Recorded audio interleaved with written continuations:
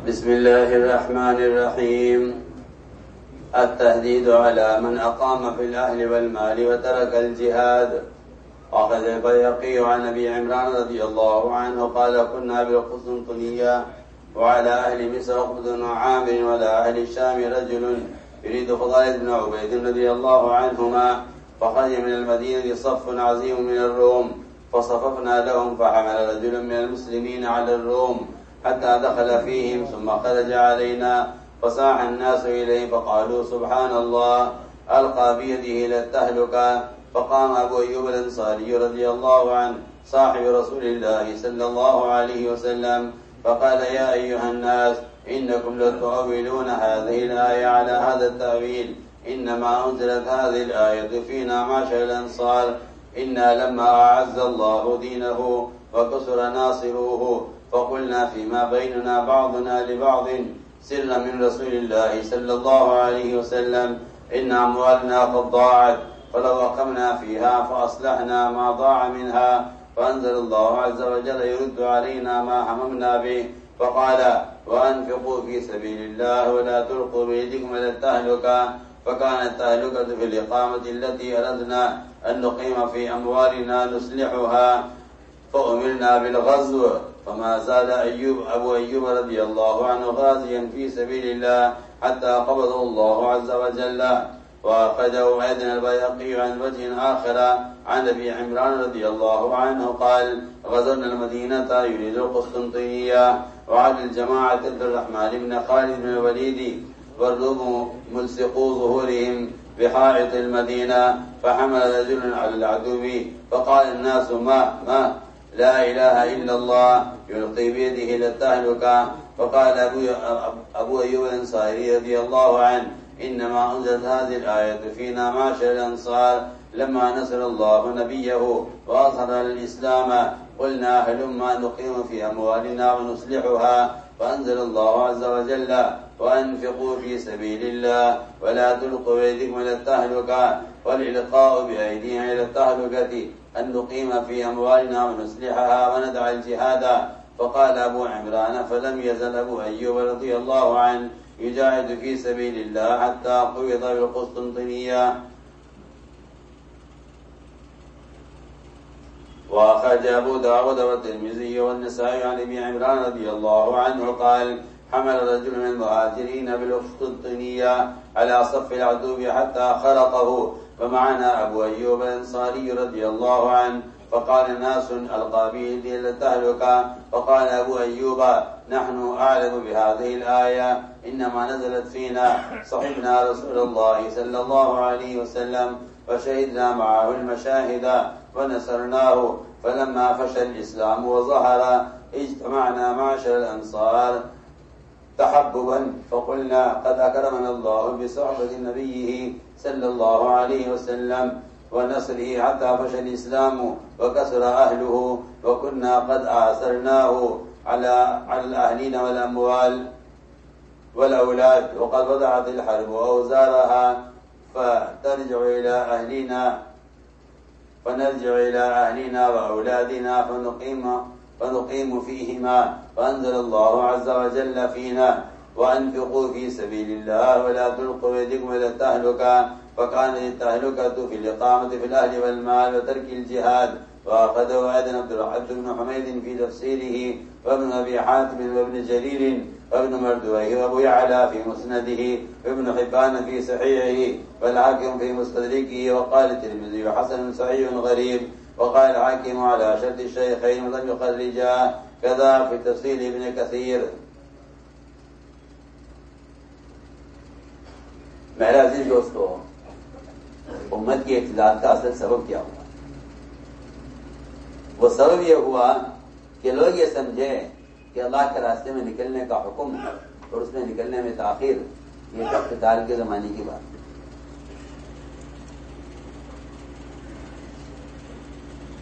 یہ امت سے بڑی غلطی ہے، اجتماعی غلطی ہے،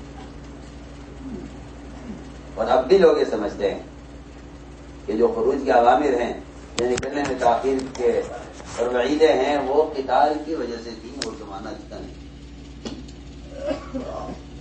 یہ امت کے ارتداد کا اصل سبب ہے۔ ورنہ غول کیا جائے تو اللہ تعالیٰ قرآن میں جہاں قتال کا شبہ بھی نہیں ہے وہاں بھی اللہ تعالیٰ قرآن میں بھی اور حدیث میں بھی آپ غور کریں گے کہ ہلاکت کی دھمکیاں ہیں لوگوں کے لیے جو اللہ کے راستے میں نکلنے میں تاخیر کر دیں یا اللہ کے راستے میں نکلنے میں جو ہے یہ خیال کر لیں کہ بھائی اب تک پھرتے رہے، اب کچھ گھریلو تقاضے ہیں جس کی وجہ سے کچھ عرصے کے لیے اللہ کے راستے کی محنت چھوڑ دی جائے. وہ تو جو لوگ جہاد میں قتال کو محدود کر دیتے ہیں وہ یہ غلطی کرتے ہیں. ورنہ دین کی احیاء کے تمام طریقے جو مسنون ہیں وہ جہاد دین کی احیاء کے تمام مسنون طریقے کیا دین کی احیاء کے تمام مسنون طریقے جہاد ہیں. قتال ایک عارض ہے، کوئی شک نہیں ہے، اس کی اہمیت، اس کی فرضیت، اس کی ضرورت وہ اپنی جگہ ہے. لیکن یہ خیال کرنا کہ نکلنے میں تاخیر پر ہلاکت کی دھمکی وہ قتال کی وجہ سے کی، یہ خیال کیوں کرتا؟ اس لیے کہ نفر بذات مقصود ہے، بذات مقصود ہے، نفر بذات مقصود ہے. نفر صرف قتال کے لیے مقصود نہیں ہے بلکہ نفر بذات مقصود ہے. یہ لے کہ نفر کا اصل مقصد امت کو افساد سے بچانا اور امت کو جہالت سے نکالنا، یہ خروج نفر کا اصل مقصد ہے. چنانچہ یعنی قرآن کو حدیث کو سمجھنے کے لیے صحابہ کا سمجھنا بھی ضروری ہے. صحابہ کرام حدیث کی عملی تفسیر ہے اور حدیث قرآن کی تفسیر ہے. ہمیں نہیں ملتا کہ کہیں نفلی صدقات نہ کرنے پر ہلاکت کی دھمکی ہو. اگر آپ زکات دیتے ہیں تو آپ بلا حساب کتاب جنت میں چلے جائیں کہ آپ نے مال کا حق. ایک آدمی اگر نفلی صدقات نہیں کرتا، یا ایک آدمی اگر نفلی نماز نہیں پڑھتا، ایک آدمی اگر نفلی حج نہیں کرتا، اگر ایک آدمی نفلی جو ہے صدقات نہیں کرتا تو فرائض ادا کرتا ہے تو یہ سیدھا جنت میں جائے گا بلا حساب کتاب. لیکن اگر ہلاکت کی دھمکی ہے تو وہ ہلاکت کی دھمکی ان کے لیے ہے جو اللہ کے راستے میں نکلنے پر مال خرچ نہ کرے. انفاق فی سبیل اللہ میں اگر فروج میں انفاق نہیں ہو رہا ہے تو پھر قرآن ہلاکت کی دھمکی دے رہا ہے. حالانکہ ان انصار نے یہ نہیں کہا تھا کہ نعوذ باللہ زکات نہیں دیں گے، کہ پھر انفاق کا حکم آیا کہ زکات دو. یہ نہیں کہا تھا کہ ہم بیواؤں پر، یتیموں پر، مسکینوں پر مال خرچ نہیں کریں گے، کہ حکم آیا ہے کہ انفاق کرو. انہوں نے یہ نہیں کہا تھا کہ ہم حج نہیں کریں گے تو یہ حکم آیا ہو کہ انفاق کرو. انہوں نے یہ کہا تھا کہ ہم کچھ عرصہ مقامی کام کے ساتھ مدینہ منورہ میں رہیں گے، اس لیے کہ اب تک ہم پھرتے رہے، گھر کے تقاضے بہت سارے ہیں اور کچھ تجارتیں ہماری ٹھپ ہو گئی ہیں، زمینیں ہماری سوکھ گئی ہیں. اگر ہم کچھ عرصہ مقامی کام میں، حضرت کی بات نقل مقامی کام کے ساتھ اگر کچھ عرصہ مدینے میں رہیں، اس لیے کہ نکلنا تو ضروری اس وقت تھا جب اسلام کمزور تھا اور مسلمانوں کی تعداد تھوڑی تھی. اس وقت ہم آپ صلی اللہ علیہ وسلم کے ساتھ ہمیشہ ہر تقاضے پر پھرتے رہے. اب اسلام مسلمان زیادہ ہو گئے ہیں اور عملہ خوب بڑھ گیا ہے. یہ جو لفظ ہے روایت کے اندر وَكَثُرَ نَاصِرُهُ، مطلب یہ ہے کہ اب تو عملہ اتنا ہو گیا ہے کہ اگر میں نہیں کروں گا اس تقاضے کو پورا کوئی اور کر دے گا. ابتدا کی بات تھی جب افراد عملہ کم تھا، اب تو عملہ بہت ہو گیا ہے. ادھر انہوں نے یہ ارادہ کیا اور ادھر، اور یہ بھی کہا انہوں نے کہ اب تو کوئی جنگ بھی ہونے والی نہیں ہے کہ جس کے لیے نکلنا ضروری ہے. اب سارے آپ دیکھ لیجئے کہ اس روایت کے اندر، اس واقعے کے اندر، اس واقعے پر غور کیجئے، پھر قرآن کی آیت کو پڑھیے تو پتہ چلے گا کہ اس کے شان نزول کیا کہہ رہا ہے. جب نے مسلمان قائم کیا ہے، ڈانٹ ڈپٹ ان لوگوں کے لیے جو اپنے گھر والوں میں، اپنے مال میں اور اپنی تجارت میں اور اپنے ضروری دنیاوی تقاضوں میں مشغول ہو کر رہ جائیں اور اللہ کے راستے کی دین کی محنت چھوڑ دیں. چنانچہ فرماتے ہیں کہ روم سے بڑی مشرکین کی ایک بڑا لشکر نکلا. ہم نے ان کے لیے ہم سب بندی کی. ہم میں سے ایک آدمی نے، مسلمانوں میں سے ایک آدمی نے روم کی فوج پر حملہ کیا، یہاں تک ان کے صف میں داخل ہو گیا اور پھر نکل آیا. اکیلے اس کی حرکت کرنے پر لوگوں نے کہا، لوگ چیخ اٹھے اور لوگوں نے کہا تعجب سے سبحان اللہ، اس نے تو خود اپنے آپ کو اپنے ہاتھوں ہلاکت میں ڈالا ہے. رضی اللہ تعالیٰ فوراً کھڑے ہو گئے اور فرمایا اے لوگوں، تم اس آیت کی تعبیر غلط کرتے ہو. تم ان کی تفسیر یہ کرتے ہو کہ ایک آدمی اگر دشمن پر حملہ کر دے اور بے سوچے سمجھے اپنے آپ کو خطرے میں ڈال دے تو اس نے ہمیں ہلاکت میں ڈال دیا. نہیں، یہ آیت تو ہمارے بارے میں نازل ہوئی تھی جب ہم نے آپس میں بیٹھ کر مشورہ کیا آپ صلی اللہ علیہ وسلم سے چھپا کر. سیدھا میرے سے ہم نے مشورہ یہ کیا کہ ہمارے بہت سے مویشی ضائع ہو گئے اور ہمارے بہت سے کام دنیاوی رہ گئے.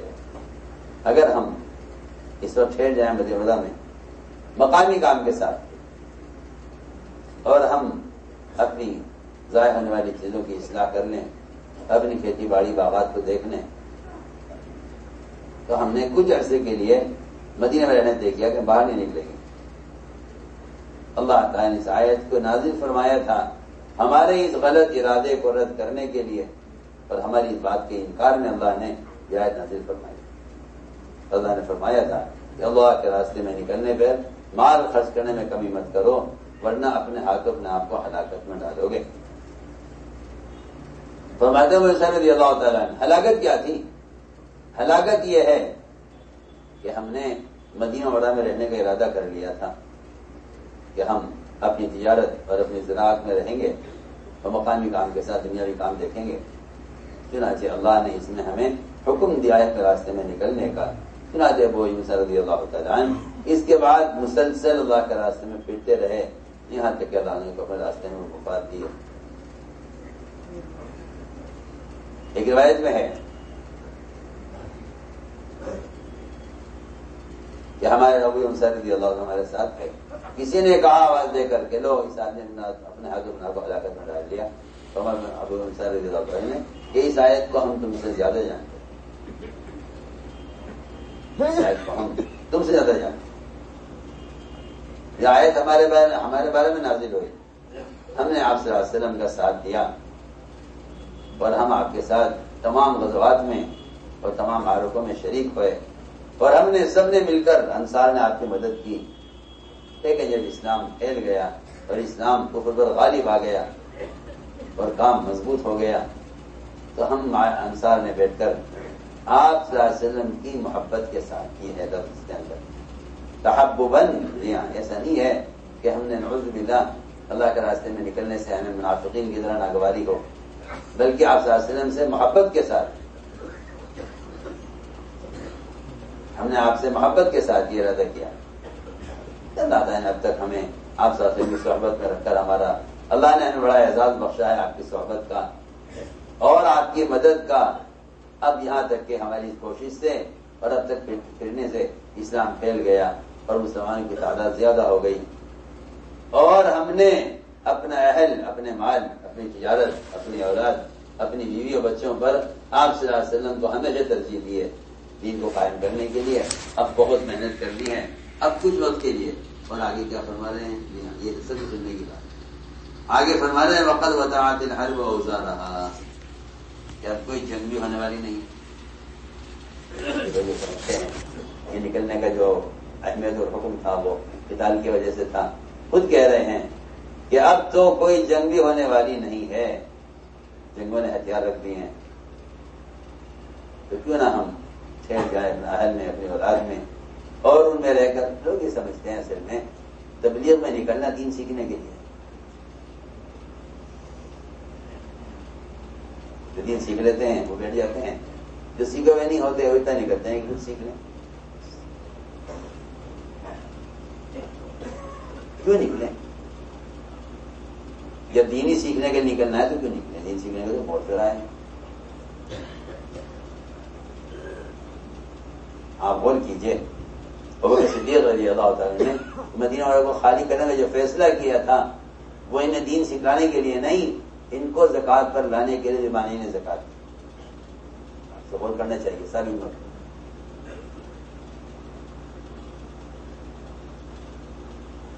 چنانچہ انہوں نے یہ ارادہ کیا، اس پر آیت نازل ہوئی ہمارے بارے میں، وَأَنفِقُوا فِي سَبِيلِ اللَّهِ وَلَا تُلْقُوا بِأَيْدِيكُمْ إِلَى التَّهْلُكَةِ. فرماتے ہیں کہ ہلاکت یہ تھی کہ ہم اپنے گھر والوں میں ٹھہر جائیں اور مدینہ منورہ میں قیام کر لیں اور اپنے مال اور اپنے زمینوں کو جوتے میں رکھ جائیں اور اللہ کے دین کی محنت کو چھوڑ دیں. اس پر اللہ تعالیٰ نے ہمیں ڈانٹ کھلائی اور اس پر اللہ تعالیٰ نے ہمیں ہلاکت کی دھمکی دی.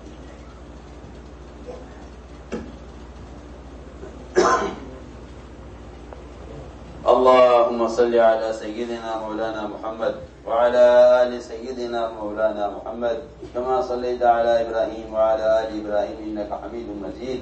ربنا ظلمنا أنفسنا وإن لم تغفر لنا وترحمنا لنكونن من الخاسرين. اللهم إنا نستغفرك ونتوب إليك. اللهم إنا نستغفرك ونتوب إليك. اللهم إنا نستغفرك ونتوب إليك. ربنا آتنا في الدنيا حسنة وفي الآخرة حسنة وقنا عذاب النار. سبحان ربك رب العزة عما يصفون وسلام على المرسلين. مولانا صاحب تو عجیب بات نہ سمجھتے تھے، جتنا رہتے ہو اپنے علاقے میں اتنا پھرنے لگو اور جتنا پھرتے ہو اتنا تب امید کی جا سکتی ہے کہ عالم میں کوئی نہیں خلاف ہے.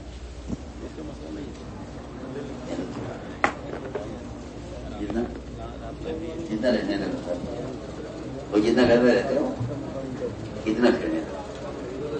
پھر کوئی امید کی جا سکتی ہے کہ شاید دنیا میں کوئی